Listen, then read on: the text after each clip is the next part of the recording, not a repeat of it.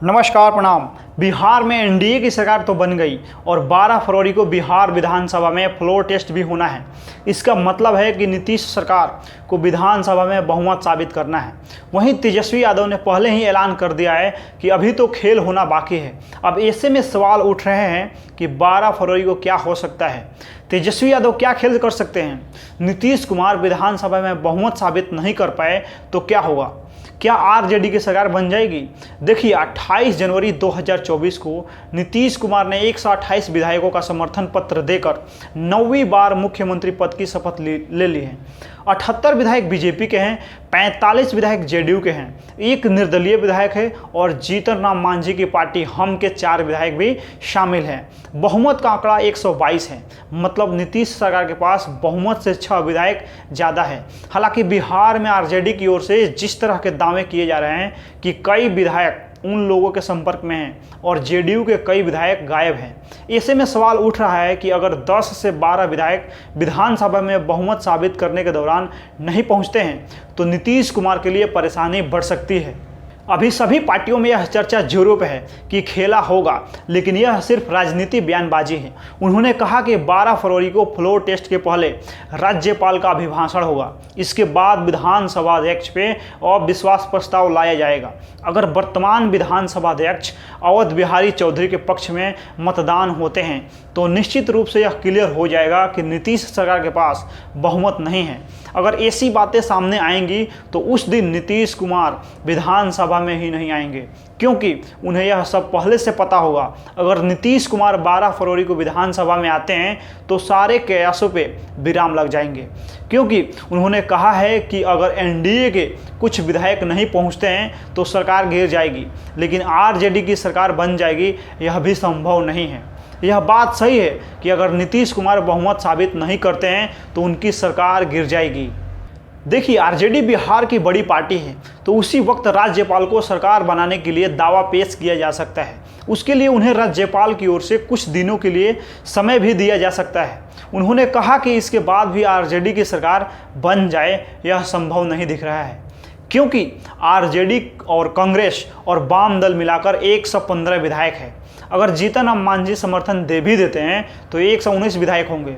अगर जेडीयू या बीजेपी का कोई विधायक फ्लोर टेस्ट में नहीं आता है और सरकार को समर्थन नहीं करता है तो वह पार्टी छोड़कर आरजेडी में भी शामिल नहीं हो सकता है, क्योंकि दल बदल कानून के अनुसार 1/3 विधायक को छोड़ना पड़ेगा, जो संभव नहीं दिख रहा है। अगर 4, 5 या 10 विधायक छोड़ते भी हैं तो उनकी सदस्यता चली जाएगी। ऐसे में वह आरजेडी को भी समर्थन नहीं कर सकते हैं, लिहाजा बिहार में राष्ट्रपति शासन भी लग सकता है और मेरे अनुसार यह सब होने वाला नहीं है। निश्चित तौर पे नीतीश सरकार 12 फरवरी को विधानसभा में बहुमत साबित कर देगी। बिहार में इंडिया गठबंधन को बड़ा झटका लग चुका है। नीतीश कुमार ने बिहार में बीजेपी के साथ मिलकर सरकार बना ली है, जिसके बाद बिहार के मुख्यमंत्री नीतीश कुमार दिल्ली में प्रधानमंत्री नरेंद्र मोदी से मिलने पहुंचे हैं, लेकिन अब उनके सामने सरकार बचाने की चुनौती है। 10 फरवरी को विधानसभा में विश्वास मत पेश किया जाएगा। फ्लोर टेस्ट के बाद ही सामने आएगा कि नीतीश सरकार सुरक्षित है या नहीं। राष्ट्रीय जनता दल ने सरकार को परास्त करने के लिए तैयारी शुरू कर दी है, विधायकों से संपर्क साधना शुरू कर दिया है। विधानसभा अध्यक्ष अवध बिहारी चौधरी का भविष्य 10 फरवरी को पेश हो रहे सरकार के विश्वास मत के प्रस्ताव के परिणाम पे निर्भर हो गया है। राजद विश्वास मत के दौरान सरकार को परास्त करने की तैयारी में है।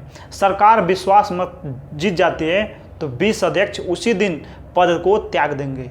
इधर की तैयारी यह भी है कि विश्वास मत के समय उसके समर्थक विधायकों की संख्या बढ़े ना बढ़े, विरोध में पड़े वोटों की संख्या कुछ कम जरूर हो जाए। तैयारी दोनों तरफ से है। सीधा गणित यह है कि सरकार के पक्ष में 128 विधायक हैं और 243 सदस्यीय विधानसभा में साधारण बहुमत के लिए 122 विधायकों का समर्थन चाहिए। राजग के पास साधारण बहुमत से 6 अधिक विधायक हैं। सूत्रों ने बताया कि सरकार के पक्ष में विश्वास मत का प्रस्ताव पारित होने के तुरंत बाद विधानसभा अध्यक्ष अपने पद से त्याग पत्र देंगे। सदन की कार्यवाही का संचालन उपाध्यक्ष महेश्वर हजारी करेंगे। फिर नए अध्यक्ष के चयन के लिए राज्यपाल की मंजूरी से अधिसूचना जारी होगी। जरूरत पड़ने पे बजट सत्र में ही नए अध्यक्ष का चयन हो जाएगा। यह अभी तय नहीं हुआ है कि 20 अध्यक्ष का पद भाजपा जदयू में किस दल को मिलेगा। नीतीश कुमार ने इंडिया गठबंधन से क्यों अलग हुए? देखिए, नीतीश कुमार के खिलाफ कांग्रेस के कुछ लोग साजिश कर रहे थे। कांग्रेस द्वारा नीतीश कुमार को अपमानित किया जा रहा था। यह बात पूर्व मंत्री और जदयू के वरिष्ठ नेता संजय झा ने कही है। उन्होंने यह भी कहा कि नीतीश कुमार 6 महीने से विपक्षी दलों के गठबंधन के लिए प्रयासरत रहे, लेकिन कांग्रेस के चलते यह गठबंधन ठोस स्वरूप नहीं ले सका। जदयू के वरिष्ठ नेता एवं पूर्व मंत्री संजय झा ने यह भी कहा कि इंडिया के गठन में सूत्रधार की भूमिका में रहे मुख्यमंत्री नीतीश कुमार को कांग्रेस लगातार अपमानित कर रही थी। कांग्रेस के कुछ लोग साजिश कर रहे थे। इन्हीं कारणों से जदयू ने अलग होने का निर्णय लिया। उन्होंने बुधवार को यह कहा कि असल में कांग्रेस 2024 के लोकसभा चुनाव में अपनी हार मान चुकी है। वह 2029 के चुनाव की तैयारी में लगी है, इसलिए विपक्षी गठबंधन में उसकी रुचि नहीं रह गई है। जदयू के वरिष्ठ नेता ने कहा कि नीतीश कुमार के कारण ही कांग्रेस को गठबंधन का हिस्सा बनाया गया। मुख्यमंत्री जब विपक्षी दलों को एकजुट करने के लिए राज्यों की यात्रा कर रहे थे, उस समय क्षेत्रीय दलों के कई मुख्यमंत्री और नेताओं ने राय दी कि कांग्रेस को इससे अलग रखा जाए, लेकिन नीतीश के आग्रह पर ही क्षेत्रीय दल कांग्रेस को गठबंधन से जोड़ने पर सहमत हुए। उन्होंने कहा कि कांग्रेस के कुछ लोग साजिश कर रहे थे।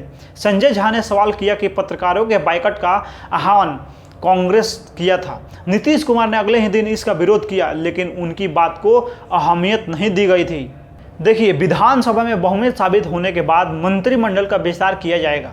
इसकी वजह यह समझा जा रहा है कि किसी भी तरह की नाराजगी नहीं हो और किसी भी तरह की भीतरी बयानबाजी से परहेज किया जाना जरूरी है। इस बात पर सहमति की खबरें हैं कि 2020 के फॉर्मूले पे ही मंत्रिमंडल का विस्तार होगा। मंत्री पद की चाह रखने वालों को अभी हफ्ते भर से अधिक का करना होगा इंतजार। एनडीए गलियारों में यह बात चल रही है कि 10 फरवरी के बाद ही मंत्रिमंडल का विस्तार होगा। वैसे यह इस बात पे सहमति बन चुकी है कि 2020 के फॉर्मूले पे ही नए मंत्रिमंडल गठन पे मुहर लगेगी। जदयू में किन्हें मंत्री पद मिलना है, यह भी तय माना जा रहा है। भाजपा से कौन मंत्री बनेगा, यह अभी साफ नहीं हुआ है।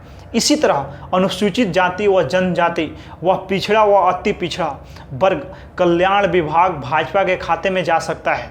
वर्ष 2020 के फॉर्मूले के तहत रेणु देवी के पास यह विभाग था, पर महागठबंधन सरकार में यह विभाग जदयू के पास आ गया था। बिहार के पूर्व deputy chief minister Tejashwi Yadav ने हेमंत सोरेन की गिरफ्तारी पर प्रतिक्रिया दी है। उन्होंने ईडी की कार्रवाई को लेकर भाजपा पर निशाना साधा है। तेजस्वी यादव ने अपने सोशल मीडिया हैंडल अकाउंट पर लिखा हुआ है कि बिहार, चंडीगढ़ और झारखंड भाजपा ने एक ही हफ्ते में लोकतंत्र और संघवाद को तार तार कर दिया है। झारखंड के पूर्व मुख्यमंत्री हेमंत सोरेन की गिरफ्तारी के बाद राजद, आरजेडी के वरिष्ठ नेता और बिहार के पूर्व deputy chief minister Tejashwi Prasad Yadav ने भाजपा पर निशाना साधा है और उन्होंने कहा है कि भाजपा ने तमाम जांच एजेंसियों ईडी, सीबीआई को पार्टी का प्रकोष्ठ बनाकर छोड़ दिया है। चुनावी हार के डर से जांच एजेंसियों की निष्पक्षता खत्म कर एजेंसियों को बीजेपी का प्रकोष्ठ बना दिया गया है।